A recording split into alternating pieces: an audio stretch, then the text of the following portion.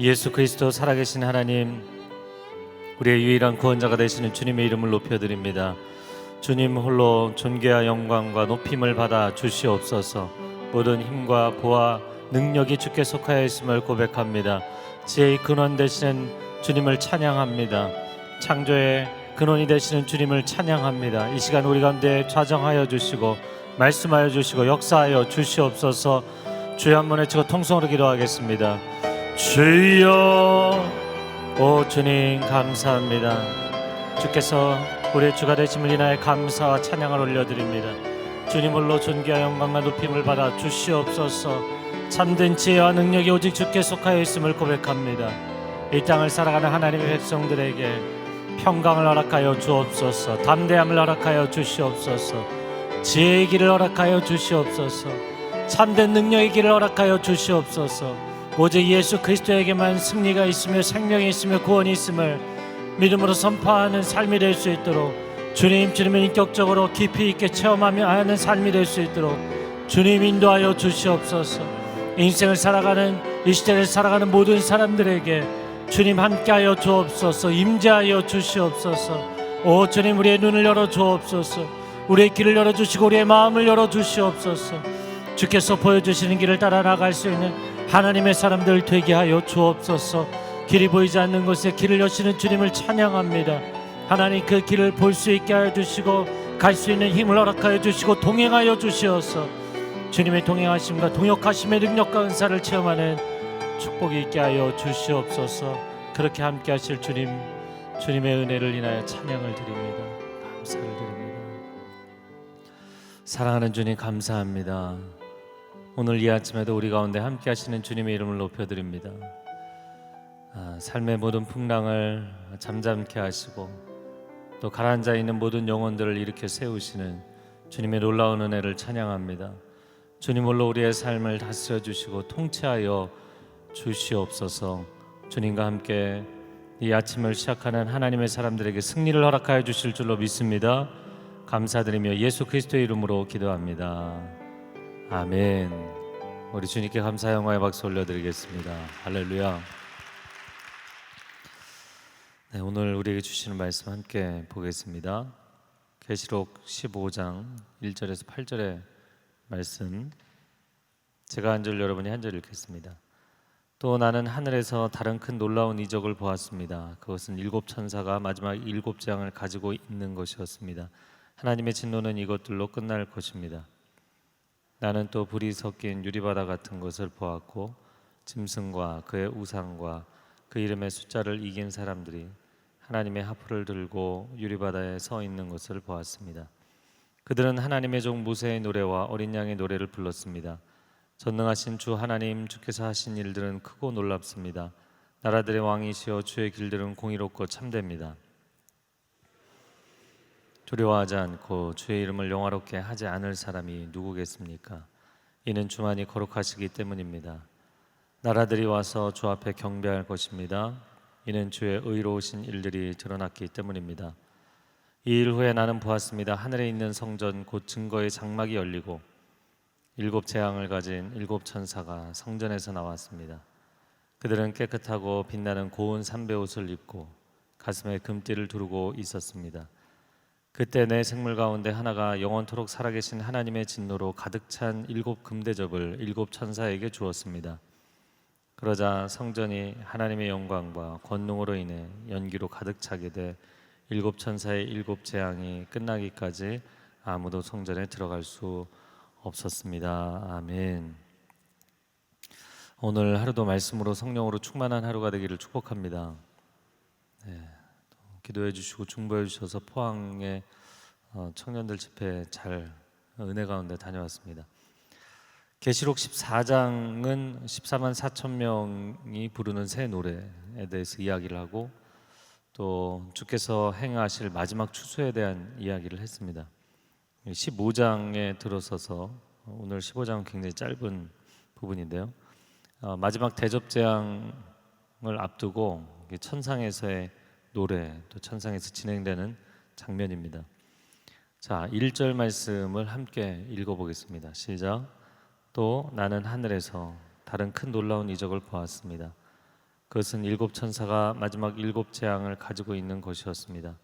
하나님의 진노는 이것들로 끝날 것입니다. 아멘. 계속해서 이 재앙의 시리즈가 진행이 됩니다. 일곱 인의 재앙, 그리고 일곱 나팔의 재앙, 그리고 일곱 대접 재앙이 이제 남아 있습니다. 오늘 본문에 말씀한 것처럼 하나님의 진노는 이것으로 끝날 것이다. 그래서 계시록의 이 재앙의 시리즈는 세 번에 거듭되는 일곱 가지 재앙들, 마지막 세 번째 대접 재앙으로 완성이 됩니다.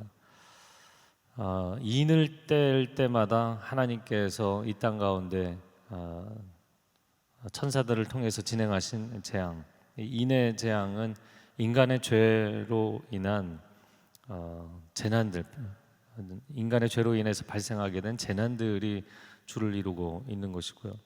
그리고 일곱 나팔의 재앙들은, 이 시리즈는 악한 그 사단의 세력이 활동함으로 인해서 생기는 환란들입니다. 또 일곱 대접 재앙이 나오게 되는데, 이 대접 재앙들은 그 사탄의 세력에 대한 하나님의 심판들로 구성이 되어 있습니다. 그래서 이 땅에 우리가 살아가면서, 제가 지난 주일에도 세 가지 요소에 대한 이야기를 했는데, 인간의 잘못으로 인해서 서퍼링, 고통이 인간에게 찾아오기도 하지만 또 사단의 영적인 공격으로 인해서 생기기도 하고요. 그러나 궁극적으로는 하나님의 온전한 섭리를 이루시는 줄로 믿습니다. 이 재앙도 그 세 가지로 구성이 되어 있습니다. 7이라는 숫자는 완전수이죠. 그리고 3도 하나님의 완전수, 하늘의 완전수이고요. 근데 중간에 사실은 일곱 우레의 재앙이 있었는데 그것은 기록하지 말라 이렇게 말씀하셨죠. 그러면 3이 아니라 4가 되지 않느냐. 3은 하늘의 완전수이고 4는 땅의 완전수이잖아요. 동서남북 보통 우리가 사방이라고 표현을 하는데, 그래서 사방의 바람을 붙잡고 있는 네 천사가 유브라데에 있었다 이렇게 표현하죠. 그 4는 땅의 완전수이기 때문에 하나님의 뜻이 이 땅 가운데 완전하게 이루어지는 하나님의 심판을 통한 공의의 완성을 보여주는 것입니다. 성도 여러분, 역사는 우연이 아닌 줄로 믿습니다. 역사는 분명한 하나님의 섭리인 줄로 믿습니다. 사람의 뜻대로 되는 것도 아니고 그렇다고 사단의 뜻대로 되는 것도 아닙니다. 궁극적으로는 하나님의 뜻대로 완성될 것입니다. 그래서 이것을 안다는 것은 너무나 중요한 거죠. 때로 어떤 사건이나 사고를 볼 때 아무도 책임지려고 하지 않고 아무도 거기에 대해서 전적으로 주관하고 있지 않은 것처럼 보이면, 이 큰 조직이, 이 거대한 나라가 이렇게 조종하는 사람도 없이, 키를 제대로 운항하는 사람도 없이 이렇게 떠내려가는 것인가, 이런 불안감이 있게 되죠. 근데 역사는 그렇게 흘러가는 것이 아닙니다. 사람이 키를 잡고 있는 것도 아니고, 그렇다고 악한 사탄이 키를 잡고 있는 것도 아닙니다. 하나님께서 이 모든 것을 주관하고 계시는 줄로 믿습니다. 2절 말씀 같이 읽어보겠습니다. 시작. 나는 또 불이 섞인 유리바다 같은 것을 보았고, 짐승과 그의 우상과 그 이름의 숫자를 이긴 사람들이 하나님의 하프를 들고 유리바다에 서 있는 것을 보았습니다. 2절 말씀에 불이 섞인 유리바다, 거기 밑줄을 그으시겠어요?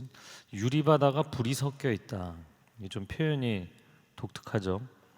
유리바다를 이미 계시록 보신 분들 기억이 나실 겁니다. 4장 6절에 보면 보좌 앞에 수정과 같은 유리바다가 있다 이렇게 돼 있어요. 그러면 수정같이 맑은 유리바다와 불이 섞인 유리바다는 무엇인가? 불이 섞여 있다는 것은 불이 그 가운데 또 타고 있는 거잖아요.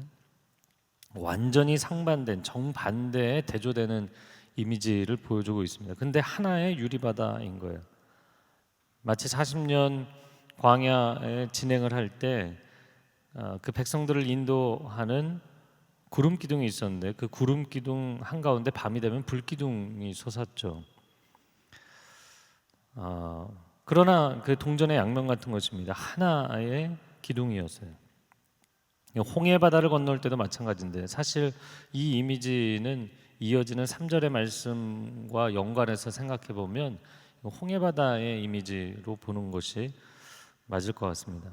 이스라엘 백성들에게는 홍해가 구원의 길을 열어 주었잖아요. 그러나 동시에 바로와 애국 군대에게는 하나님의 심판의 처형 장소가 됩니다. 유리바다가 두 가지 이미지를 보여주는 것이죠. 구원받는 성도들에게는 하나님의 은혜의 바다이지만 심판받는 자들에게는 하나님의 불심판을 의미하는 것, 그 양면의 이미지를 보여주고 있습니다. 복음은 양면적인 것입니다. 그렇다고 해서 양면을 가지고 있다고 해서 이중적이라는 얘기는 아닙니다. 복음이 갖고 있는 양면성을 잘 표현하는 것이 고린도후서 2장 15절 16절 말씀인데요. 우리는 가는 곳마다 그리스도의 향기가 된다, 이렇게 표현을 했어요. 그래서 우리가 뭐 찬양할 때도 그리스도의 향기다, 그리스도의 편지다, 이런 노래를 부르는데 그 노래 멜로디가 굉장히 뭐랄까요, 낭만적이고 우아한 곡이거든요. 근데 바로 이어지는 16절 말씀에는 사망을 당할 자에게는 죽음의 냄새, 그리고 구원받을 자들에게는 생명의 냄새가 나는, 이것을 누가 감히 감당하랴. 고린도후서 2장 15절 16절 말씀입니다. 우리가 그리스도의 향기가 된다는 것은 이 향기를 받아들이는 사람에게는 생명이지만 받아들이지 않는 사람에게는 죽음이라는 거예요. 이것이 강력한 생사를 가르는 복음의 능력이기 때문에 복음이 갖고 있는 두 가지 측면, 정반대 하나이지 않을 것 같지만 그러나 하나인 측면이죠. 하나인 것이죠. 여러분, 하나님은 은혜와 진리가 충만하신 분인 줄로 믿습니다. 하나님은 은혜의 하나님이시자 진리의 하나님이신 것이죠. 자, 3절 말씀 읽어보겠습니다. 시작. 그들은 하나님의 종 모세의 노래와 어린 양의 노래를 불렀습니다. 전능하신 주 하나님, 주께서 하신 일들은 크고 놀랍습니다. 나라들의 왕이시여, 주의 길들은 공의롭고 참됩니다. 모세의 노래이자 어린 양의 노래다. 모세의 노래가 출애굽기 몇 장에 나오나요? 출애굽기 20장이 10계명이라면 출애굽기 15장은 모세의 노래이죠. 홍해를 건넌 뒤에 그가 감격적으로 하나님의 구원에 대해서 노래한 내용입니다. 그래서 오늘 본문에 모세의 노래다 그러면 그것을 읽는 구약 성경에 대한 지식을 갖고 있는 사람은 이제 출애굽기 15장을 떠올리는 것이죠. 그 홍해 바다를 건너는 것이 아까 말씀드린 것처럼 불이 섞인 유리바다, 하나님의 심판의 장소이자 구원의 장소라는 두 가지 의미를 갖게 된 것이죠. 출애굽기 15장 1절 말씀에 보면 내가 여호와를 찬송하리니 그는 높고 영화로우시며, 말과 그 탄자를 바다에 잠재우셨다, 이렇게 고백을 합니다.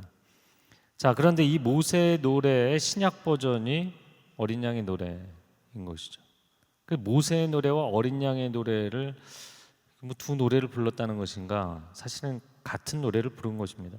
모세는 구원자 그리스도의 예표가 되는 것이고 출애굽의 사건은 인류 구원의 사건에 대한 예표가 되는 것이기 때문입니다. 이 출애굽 사건도 그렇고 예수 그리스도의 십자가의 사건도 그렇고 오늘 3절 하반절에 말씀하는 것처럼 크고 놀라운 일입니다. 그리고 주님의 공의로우심과 참되심을 나타낸 것입니다. 이 노래를 부르는데 천상에서 이 노래가 울려 퍼질 것이다. 할렐루야. 우리가 천국에 가면 영원토록 찬송할 줄로 믿습니다. 이 땅에서는 우리가 뭐 예배 드리는 시간에만 찬양하고 하나님 주목하고 경배하지만 천국은 영원토록 하나님을 찬양하고 경배하는 자리인 것이죠. 천상에서 우리가 부르게 될 영원한 돌림 노래가 있는데 그것은 구원의 노래입니다. 모세의 노래, 어린 양의 노래, 구원의 노래이죠. 사실 계시록이 시작되면서부터 그 하나님의 보좌가 있고 그 보좌 앞에 네 생물이 있고 24장로가 있고 계속해서 찬양하는 장면이 나오잖아요. 거룩 거룩 거룩하다. 구원하심이 보좌에 앉으신 이와 어린 양에게 있도다. 모든 영광과 능력과 존귀가 주님께 있도다. 계속해서 끊임없이 찬양하잖아요. 그 천국에서 우리가 영원히 노래할 이유는 첫 번째는 하나님이 영원히 찬양받기 합당하신 분이시기 때문입니다. 그리고 두 번째는 이 구원의 감격이 너무나 놀라운 것이기 때문입니다. 돌이켜 생각하면 생각할수록 내가 이 천국에 와 있다니, 내가 이 구원을 받았다니, 이것이 너무나 놀라운 감격이기 때문에 우리가 영원토록 찬양하게 될 줄로 믿습니다. 자, 4절 말씀 같이 읽겠습니다. 주여, 주의 이름을 두려워하지 않고 주의 이름을 영화롭게 하지 않을 사람이 누구겠습니까? 이는 주만이 거룩하시기 때문입니다. 나라들이 와서 주 앞에 경배할 것입니다. 이는 주의 의로우신 일들이 드러났기 때문입니다. 우리 주와 같은 이가 누구이시겠는가? 그래서 주의 이름을 두려워하지 않을 자가 없다. 즉 주의 이름을 경외할 수밖에 없고 주의 이름의 영광을 돌릴 수밖에 없다. 그걸 하지 않을 자가 누구겠습니까? 그러면서 나라들이 와서 주 앞에 경배할 것입니다. 이렇게 이야기를 합니다. 나라들이, 열방이 주 앞에 돌아온다.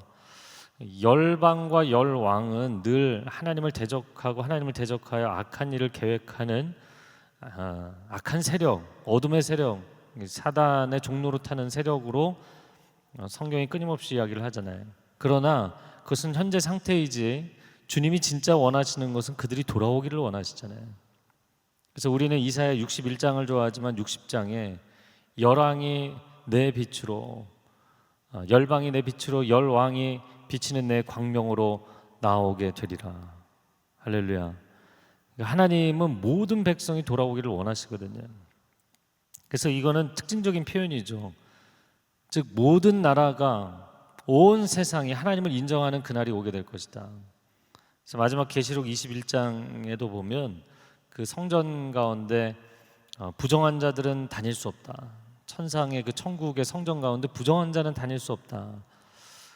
그런데 모든 나라의 왕들이 자신들의 능력과 부귀를 가지고 그 길에 들어온다고 이렇게 표현이 되어 있어요. 그래서 아니 이 사람들은 구원에 의지해서 들어오는 게 아니라 자신들의 능력과 부귀에 의지해서 들어오는가?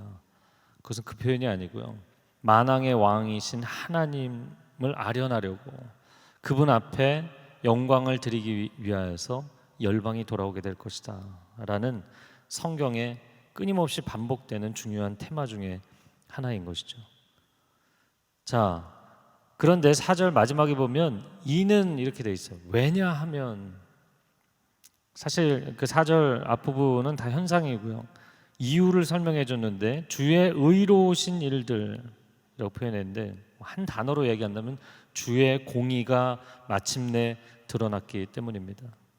사람들이 늘 따지는 게 그거잖아요. 하나님이 의로우시다면서, 선하신다면서, 그러면 세상에 어떻게 이럴 수 있느냐? 그러면서 하나님의 선하심, 하나님의 의로우심에 대해서 끊임없이 근본적인 문제 제기를 하잖아요. 인간 통치자는 완벽한 공의, 완벽한 선을 이룰 수 없죠. 그러나 하나님께서, 어제도 이렇게 앉아서 계속 묵상을 하면서 하나님 과연 그 하나님의 공의로우심을, 자, 이 마지막 심판을 통하여서 하나님의 공의로우심이 드러나시게 될 텐데, 우리는 하나님의 공의로우심의 문제 제기를 하면 또 다른 측면인 하나님의 자비하심과 하나님의 사랑에 대해서도 문제 제기를 하거든요. 그래서 이 양면을 다 문제 제기를 하게 돼 있는데, 여러분 정말 하나님이 악을 심판하시는 분이시다, 악인을 심판하시는 분이시다라는 그 하나님의 공의는 마지막 최종적인 심판 가운데 완전히 드러나게 될 줄로 믿습니다. 근데 사람들이 그것도 또 불만이거든요. 계시록 보면 이렇게 무섭게 심판할 거냐, 이거 갖고 또 문제 삼잖아요.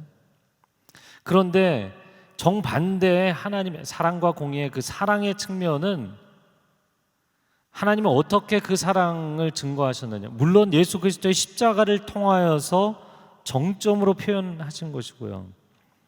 그런데 참 감사한 것은 지금 수천 년의 역사가 진행되고 있는데 하나님이 인내하고 기다리고 계시는 이 시간이 하나님의 사랑과 하나님의 은혜를 표현하시는 시간인 줄로 믿습니다. 도대체 부모가 나에게 해준 게 무엇이냐? 뭐 자식들이 이제 부모에게 원망할 때 그런 얘기 하잖아요. 물론 적극적인 사랑으로는 하나님으로서는 십자가의 사랑이죠. 그러나 어떻게 보면 수동적이지만 굉장히 수동적으로 보이지만 그런 가장 적극적인 사랑 중에 하나가 죄악 가운데 있는 이 세상을 기다려주고 계시는 거거든요. 아버지가 집 나간 아들을 밖에 나가서 끌고 오는 게 아니라, 끌고 오면 또 나가니까, 끌고 오는 것이 아니라 문 앞에 서서 기다리고 있잖아요. 그러면 그 아버지가 아무것도 안 하고 있느냐? 전능하신 하나님이라면 나가서 그 아들 끌고 와야 되지 않나요? 그런데 아버지에게 능력이 있음에도 불구하고 그 아버지가 집에서 기다리고 계시죠.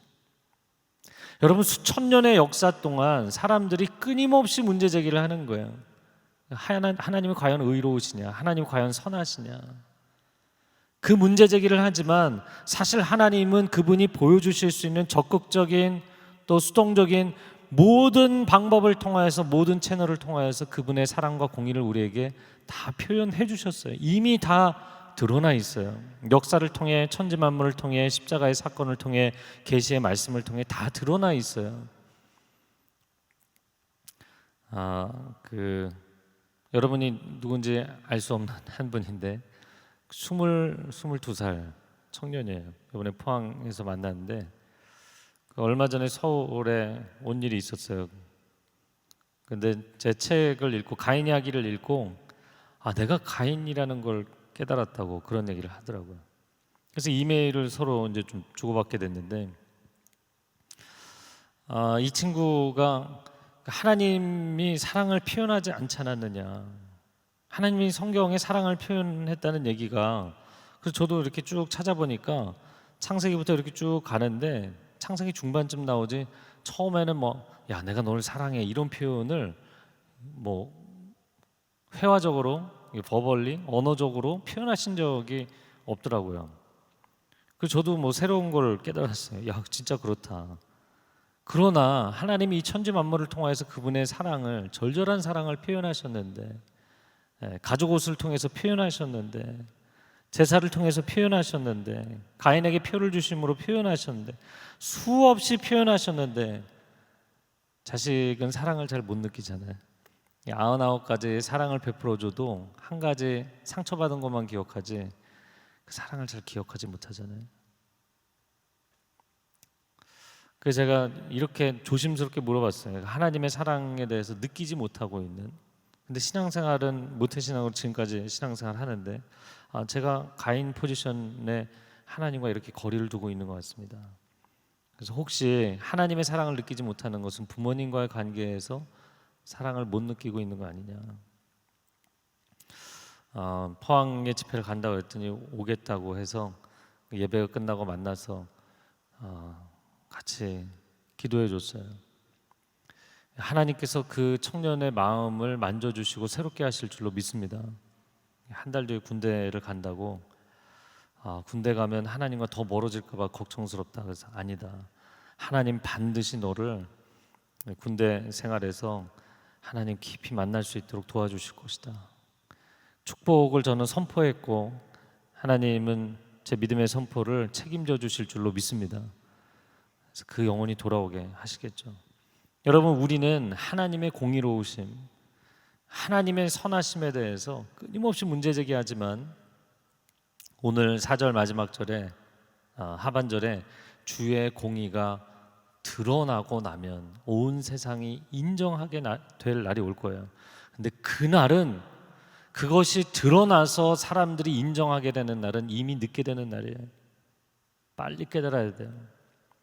빨리 깨달아야 됩니다. 자, 5절 말씀, 5절과 6절 말씀 같이 읽어보겠습니다. 시작. 2일 후에 나는 보았습니다. 하늘에 있는 성전 곧 증거의 장막이 열리고 7 재앙을 가진 7 천사가 성전에서 나왔습니다.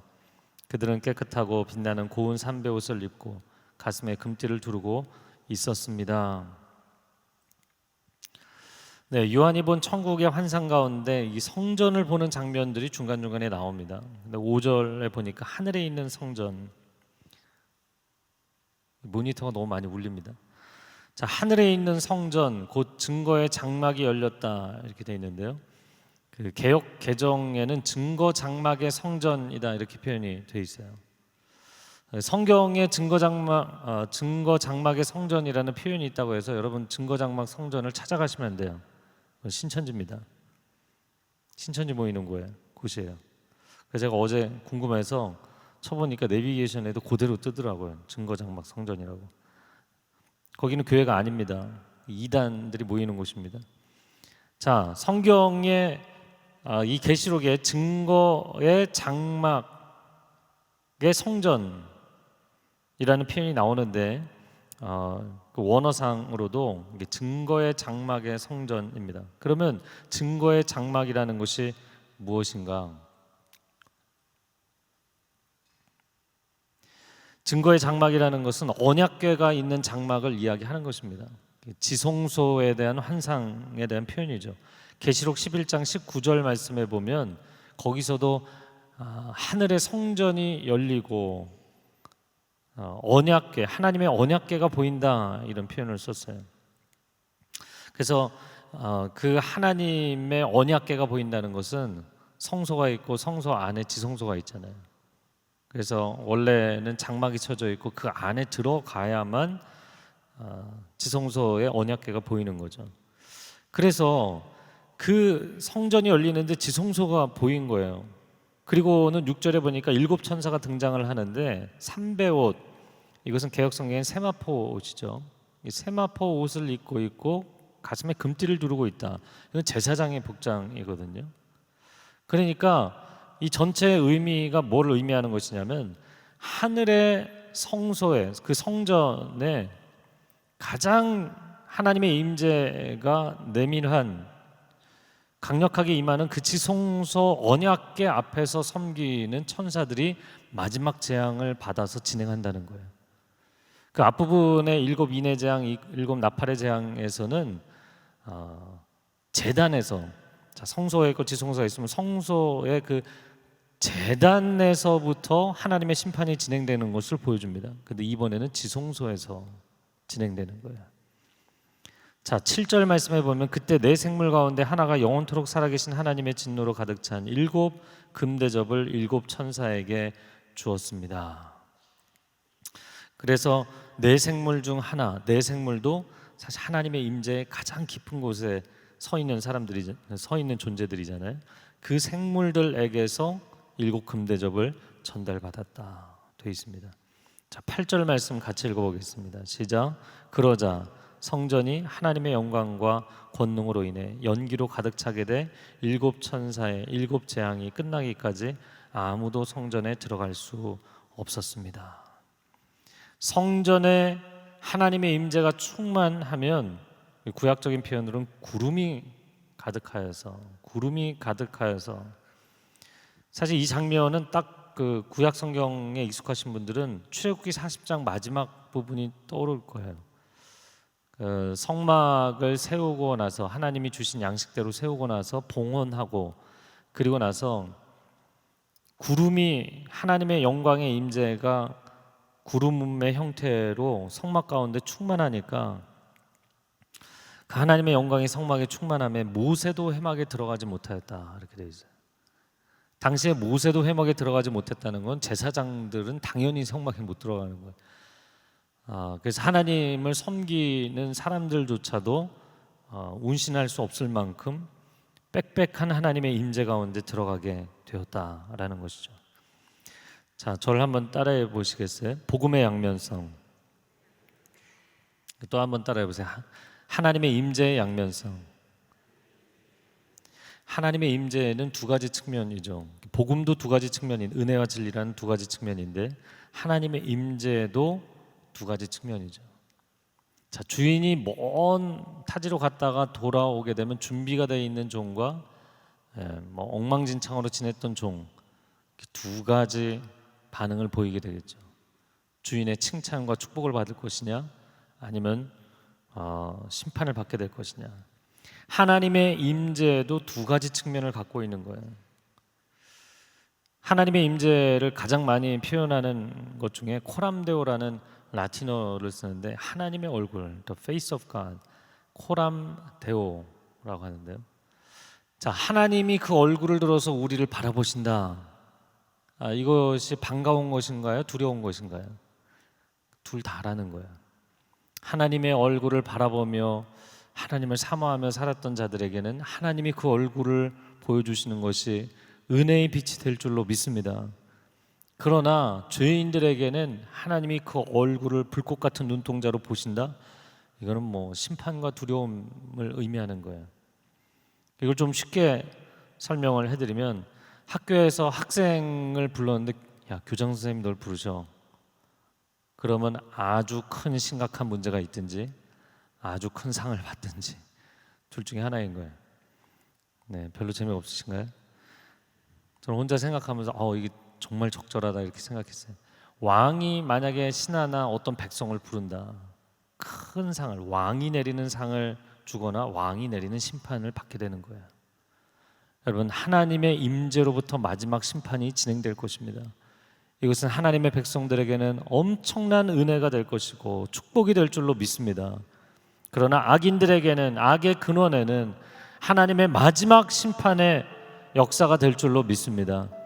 이 아침에 함께 기도하겠는데요, 한 가지 기도하고 그리고 개인 기도하겠습니다. 기도할 때 하나님의 의로우심이 역사의 마지막에 다 증명이 되고 나서야 깨닫는 것이 아니라, 하나님의 선하심, 하나님의 의로우심을 신뢰하는 믿음의 고백이 우리의 영혼 가운데, 우리의 심장 가운데 가득하게 하여 주시옵소서. 말씀을 읽을 때 하나님의 선하심과 의로우심과 완전하심을 볼 수 있는 영안이 열릴지어다. 하나님의 백성들에게 영적인 길이 열리고 눈이 열리고 귀가 열리는 역사 있게 하여 주시옵소서. 두 손을 들고 주여 삼창어 기도하고 개인 기도하겠습니다. 주여, 주여, 주여. 오 사랑하는 주님, 하나님의 백성들 가운데 임재하여 주시기를 원합니다. 주의 성령께서 역사해 주시기를 원합니다. 한 사람 한 사람 눈을 열어주시고 귀를 열어주시고 마음을 열어주시기를 원합니다. 하나님의 선하심을 신뢰합니다. 하나님의 공의로우심을 신뢰합니다. 인간은 사랑과 공의를 완벽하게 조화를 이룰 수 없고 균형을 이룰 수 없지만, 하나님은 사랑의 하나님이시오 공의의 하나님이시기에 이 모든 것을 완전하게 이루실 줄로 믿습니다. 하나님을 신뢰하며 하나님을 의지하는 것이 우리 영혼의 큰 힘과 능력이 되게 하여 주시옵소서. 여호와 하나님을 신뢰하는 자들에게 평강에 평강을 더하여 주실 것입니다. 그 10년 가운데는 평강이 있고 그 인생의 걸음 가운데는 견고함이 있을 것입니다. 오 하나님, 이 땅 가운데 그러한 회복이 있게 하여 주옵소서. 하나님의 사람들이여, 하나님을 신뢰하는 믿음의 안목이 열리게 될지어다. 믿음의 마음이 열릴지어다. 믿음의 삶이 견고해질지어다. 오 주님, 그렇게 우리의 삶 가운데 친히 임재하여 주시고 역사하여 주시옵소서. 주의 임재를 사모하는 사람들마다 주께서 이 모든 심판을, 역사의 심판을, 영적인 심판을 진행하시는 것이 두려움이 아니라 기대감과 기쁨이 되게 하여 주시고, 하나님 수천 년의 역사 가운데 오래도록 기다려주신 하나님, 은혜의 하나님, 인내하시는 하나님, 오래 참으시는 하나님, 그 하나님의 은혜가 하나님의 사람들의 심령 가운데 온전히 확신되게 하여 주옵소서. 깨달아지게 하여 주시고 고백되어지게 하여 주시옵소서. 하나님을 신뢰하며 이 하루도 주님과 동행하는 승리하는 하나님의 자녀들이 되게 하여 주시옵소서.